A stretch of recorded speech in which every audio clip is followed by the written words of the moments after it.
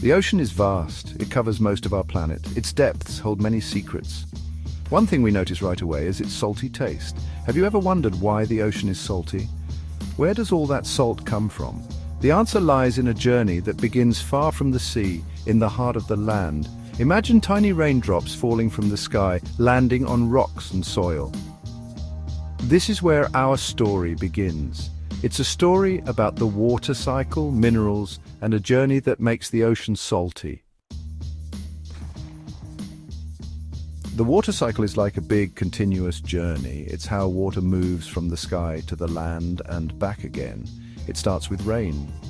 Rain falls on the earth and flows over rocks and soil. As the water flows, it picks up tiny bits of minerals. These minerals are naturally found in rocks and soil. One of these minerals is salt.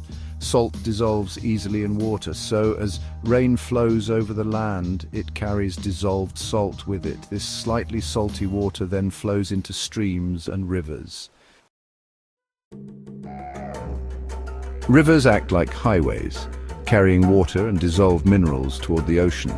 Over millions of years, rivers have been carrying these tiny bits of salt. All this water eventually flows into the ocean, depositing the collected salt along the way. You can think of rivers like conveyor belts, constantly moving minerals from the land to the sea. This process has been happening for a very, very long time. Now imagine the sun shining brightly on the ocean. The heat causes the water to evaporate. Evaporation is when water turns into vapor and rises into the air. But here's the important part. When water evaporates, it leaves the salt behind. This process of evaporation is like a giant saltwater filter. Over time, the ocean has become saltier because the water keeps evaporating and leaving the salt behind.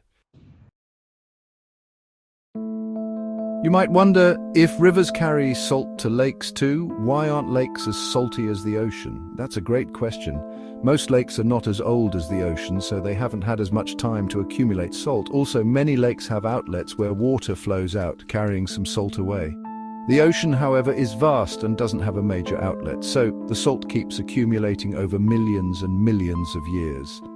This makes the ocean much saltier than lakes. There are exceptions, of course. Some lakes, like the Dead Sea and the Great Salt Lake, are very salty. This is because they are very old and water evaporates from them quickly, leaving salt behind. But for the most part, lakes are much less salty than the ocean. So, the next time you take a sip of seawater and taste that salty tang, remember the incredible journey it has taken. It's a journey that began as raindrops, traveled through rivers, and has been shaped by the sun and time itself. The ocean's saltiness is a testament to the powerful forces that shape our planet.